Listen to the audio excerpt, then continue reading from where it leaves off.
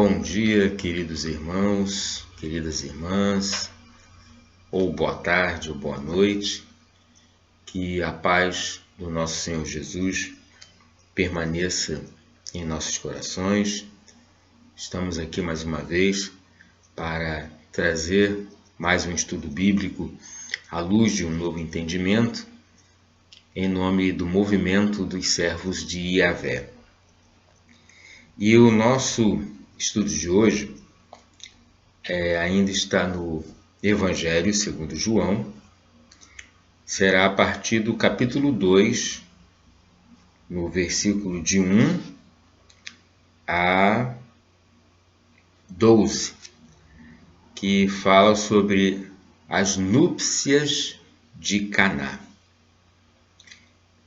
E toda a passagem bíblica, que procuramos trazer ao esclarecimento dos irmãos, ela visa justamente trazer um alimento novo para as nossas almas. Nós vivemos em tempos que é muito urgente o esclarecimento sobre o Evangelho eterno para todos nós. É um alimento que nos faz falta, porque com esse alimento nós temos forças para suportar as lutas, as tribulações, as angústias. Temos um direcionamento para vencer as trevas que estão à nossa volta, a ignorância, o mal, que começam dentro de nós. E por conta disso, mais do que nunca, a nossa humanidade necessita se aprofundar na palavra de Deus. Necessita ter acesso ao pensamento de Jesus e dos seus apóstolos para enriquecer as nossas vidas. Sem esse Evangelho eterno, não temos forças nem capacidades para nada, meus irmãos. Não temos como vencer. Já foi o tempo que achávamos que éramos capazes, que éramos muito fortes, confiando em nossa própria força, iludindo o nosso interior, iludindo os nossos sentimentos. E hoje compreendemos que, reconhecendo as nossas limitações, confiando no Deus eterno, o Senhor Yahvé, por intermédio de Jesus, desse Senhor, desse Adonai, que é a luz deste mundo, que foi enviado pelo Pai para nós, cristãos, como um farol de claridades eternas. Aí sim, temos como vencer. Temos como vencer o mundo, e não naquela visão materialista de que temos direitos a bens, a benefícios materiais, porque todas as conquistas são consequências da fé. E Deus permite no seu tempo, não no nosso tempo. Nós guardamos essa ilusão e muitas vezes nos revoltamos contra a sabedoria do Pai, achando que Deus não está nos ouvindo. Tudo, meus irmãos, vem no seu tempo. E peço, como um humilde servo, que todos mantenham as suas prevenções diante dessa pandemia que assola todo o planeta, mantendo as recomendações científicas, buscando preservar os seus lares, e rogamos ao nosso Pai que a situação se normalize o mais rapidamente possível, lembrando que, meus irmãos, não guardemos a ilusão de que não haverá próximas dificuldades globais.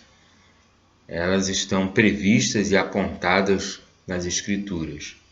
O que devemos nos precaver é justamente guardar os nossos corações, manter as nossas mentes lúcidas para que as situações vindouras elas não nos tirem da comunhão com o nosso Deus eterno, que não nos tirem da nossa comunhão com o Cristo de Deus. Vamos então à leitura das Sagradas Escrituras. Nosso texto, como nós já falamos, está no Evangelho segundo João, capítulo 2, do versículo 1 ao 12. No terceiro dia, houve um casamento em Caná da Galileia, e a mãe de Jesus estava lá. Jesus foi convidado para o casamento e os seus discípulos também. Ora, não havia mais vinho, pois o vinho do casamento havia acabado. Então a mãe de Jesus lhe disse: Eles não têm mais vinho. Respondeu-lhe Jesus: Que queres de mim, mulher? Minha hora ainda não chegou.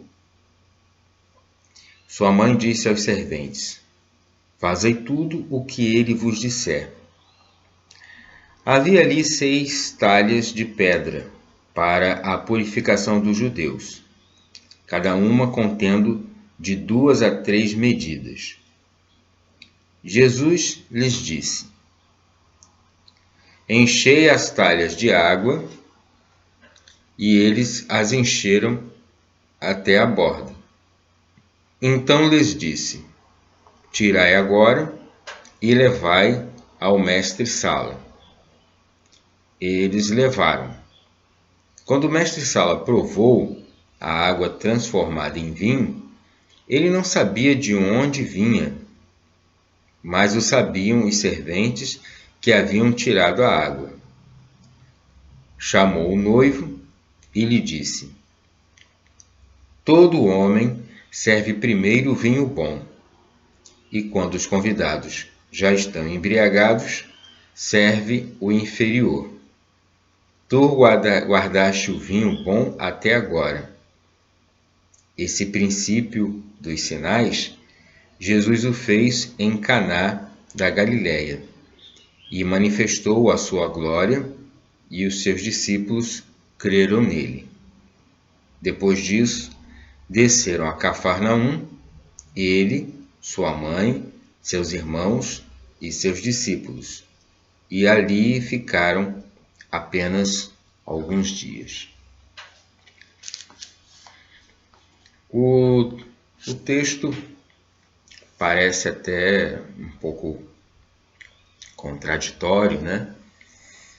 Porque Jesus usou o poder que o Pai lhe conferiu para fazer uma coisa frívola, de transformar a água em vinho, aparentemente frívola, né?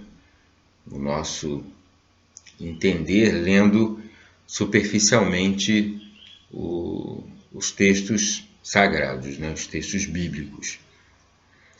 Mas aqui eu percebo uma importância para um evento que é fundamental na vida humana, que se chama o casamento. Uma instituição que nos dias atuais não tem mais aquela mesma importância que tinha nos tempos antigos. Porque o casamento, ele, para o homem, para a mulher, no sentido espiritual, é um passo de grande responsabilidade e maturidade, onde as vidas se completam, onde dois se tornam um. E no versículo 1, no terceiro dia, houve um casamento em Caná da Galileia e a mãe de Jesus estava lá. Esse terceiro dia foi depois que Filipe e Natanael conheceram o Messias, conheceram Jesus.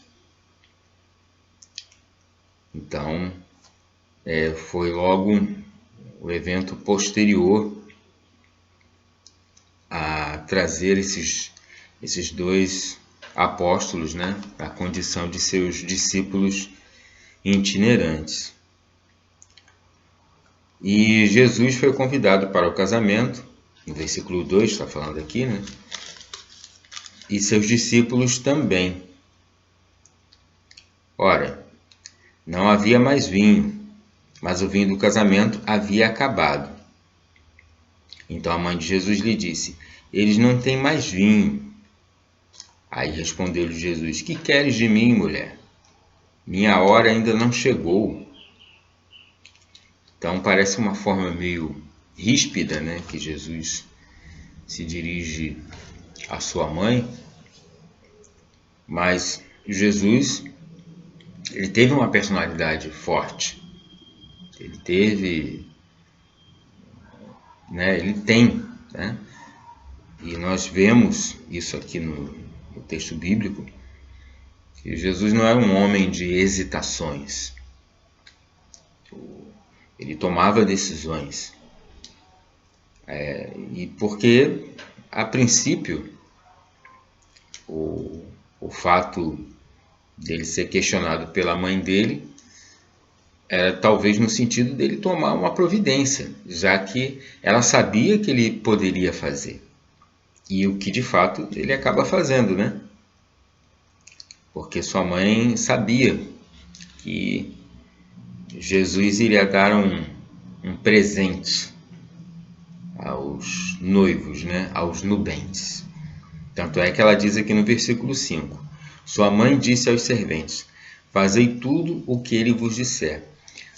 Maria pode ter demorado a compreender a elevada missão, né, que o nosso Senhor Jesus estava imbuído, mas certamente essa missão do Senhor, ele com certeza sabia das referências, né, da importância espiritual que ela teria na vida de todos, né, para trazer esse evangelho eterno.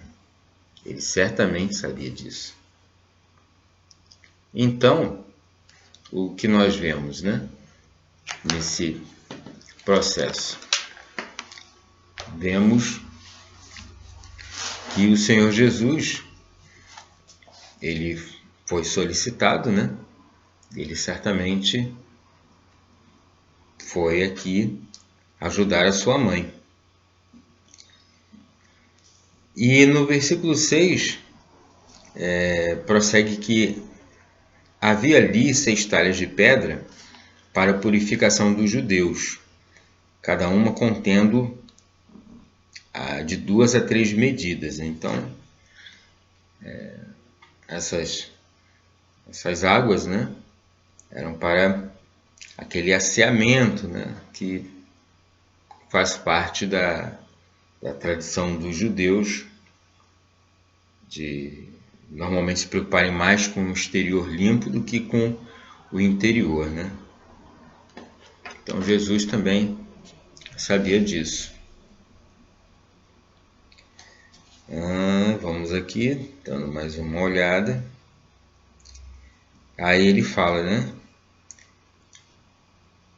Então lhes disse, Jesus lhes disse: enchei as talhas de água. E eles as encheram até a borda, né? Então lhes disse: tirai agora e levai ao mestre-sala. E eles levaram. Aí quando o mestre-sala provou a água transformada em vinho, ele não sabia de onde vinha, mas os sabiam os serventes que haviam retirado a água. Então, quando eles levaram ao homem, né, que estava organizando lá o casamento, a água já havia sido transformada, né, pela ação da vontade do Cristo, pela ação, né, da sua força espiritual atuante sobre a matéria, pela ação da sua vontade. E aí chamou o noivo, aí o noivo provou a água, quer dizer, o vinho, que a água já havia sido transmutada, e esse, pelo que consta aqui no Evangelho de João, no versículo 11, esse é o princípio dos sinais. Um fato importante para nós cristãos é justamente, como falei minutos atrás, a importância do casamento. A festa de casamento é algo importante para a vida espiritual do homem, onde ele, dentro dos ensinos do Cristo de Deus, dentro do amor que o nosso Deus nos envolve, né, e passa a direcionar nossas vidas, o homem e a mulher se tornam um, onde cada um se preocupa com a vida do outro, com o bem-estar do outro. Para quê? Para que eles vivam a vida comum, juntos, e sendo direcionados pela vontade de Deus, nós entendemos que não é uma vida isenta de lutas e sacrifícios. É uma vida de compartilhamentos. É uma vida onde tem que se primar pela sinceridade, pela busca do Deus eterno, porque quando os casais eles se unem por interesses materiais, se voltam à satisfação pura e simples de necessidades carnais, sexuais, o casamento está fadado a não durar muito tempo, a durar enquanto as coisas transitórias estiverem no leme, né? Aí acabou esse direcionamento, acabou essa busca da paixão, do desejo, do conforto material, não resta mais nada do casamento. E o casamento é um compromisso espiritual. Por isso que também nós não incentivamos, né? Não, de maneira nenhuma, o adultério, as separações, porque elas trazem consequências espirituais nefastas para a vida da alma.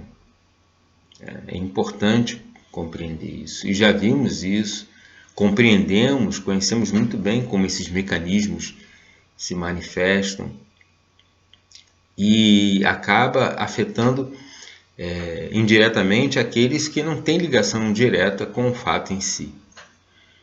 Então, meus irmãos, ainda mais nesses tempos de loucura, onde o certo parece errado, o errado parece certo, essa inversão de valores cria um ambiente propício para isso. Então, tirando toda a importância do casamento, pelo menos do que ele deveria ter na sociedade humana.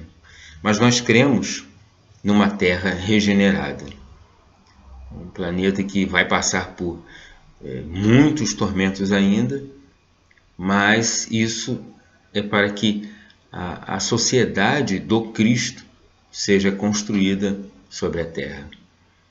Que o amor de Deus ele possa realmente habitar nos corações arrependidos, nos corações que já foram sacudidos pelas dores, pelas lutas, Porque o coração soberbo, ele não ouve o conselho de ninguém. O coração orgulhoso, ele faz ouvidos surdos aos aconselhamentos.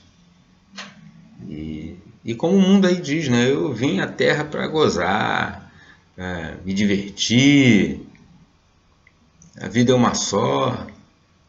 Esse negócio de mundo espiritual, céus da eternidade, isso tudo é conversa para boi dormir. E assim eles vão vivendo as suas vidas egoístas, meus queridos irmãos. Então o povo de Deus, o povo do Senhor Yahvé, precisa estar atento. Se estiver ainda embaralhado com o pecado, suplica forças ao nosso Deus, porque nós não temos forças por nós mesmos de nos libertarmos do mal secular que nos escraviza. Mas Yahvé tem o poder.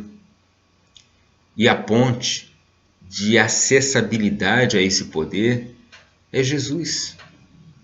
É Jesus o Cristo. É Jesus o Logos divino. É Jesus o portador das palavras de vida eterna, que nos transformam, que nos modificam. E essas bênçãos é o que o nosso trabalho aqui, dos servos de Yahvé, procura trazer para todos. Nós não somos, como já falei em vídeos anteriores, nós não somos os donos da verdade. Aqui, meus irmãos, não há um caminho melhor do que os outros. Não temos essa pretensão de o nosso caminho se apresentar como a única verdade. E se acautelem. Qualquer doutrina, qualquer seita que se coloca nesse ponto é, de certa forma, desaconselhável. Não pode ser encarada como uma doutrina proveniente do Deus eterno. Porque, meus irmãos, é só a gente olhar o panorama à nossa volta. Nosso mundo é um mundo muito atrasado espiritualmente. Ainda precisa melhorar muito. E essas mudanças, devido ao embrutecimento dos nossos corações, elas não virão de forma suave. Podem ter certeza disso. Mas, se o povo de Deus permanecer firme, buscar combater os pecados, as distorções, evitar os erros, certamente que seremos, guardados, protegidos e abençoados pelo Deus eterno. Bom, meus irmãos, é o que eu pude trazer no dia de hoje e peço a todos que leiam, reflitam e que o Senhor da vida possa nos abençoar. Faremos nesse momento a nossa oração. Yahvé, amado Deus, Pai Criador, te imploro neste momento a tua luz para as nossas vidas, para que os ensinamentos de Jesus se tornem cada vez mais claros para as nossas vidas, nos afastando das práticas errôneas, nos afastando da tristeza, do sofrimento, das trevas que o pecado traz para as nossas vidas.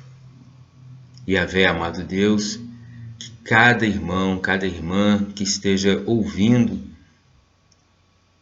os nossos estudos, que estejam ouvindo a nossa oração, sejam todos guardados e protegidos pelo teu amor. Reúna, ó Pai, o teu povo. Nos ajunte, Senhor, para que juntos possamos enfrentar esses períodos difíceis, porque passa e porque passará ainda a nossa humanidade. Guarda-nos, Senhor, no teu amor, na tua paz, que possamos ter uma excelente semana e que possamos estar sempre com os nossos pensamentos voltados aos teus ensinamentos e ao teu amor. É o que nós te imploramos, é o que nós te suplicamos, Senhor Yahvé, em nome de Jesus. Amém.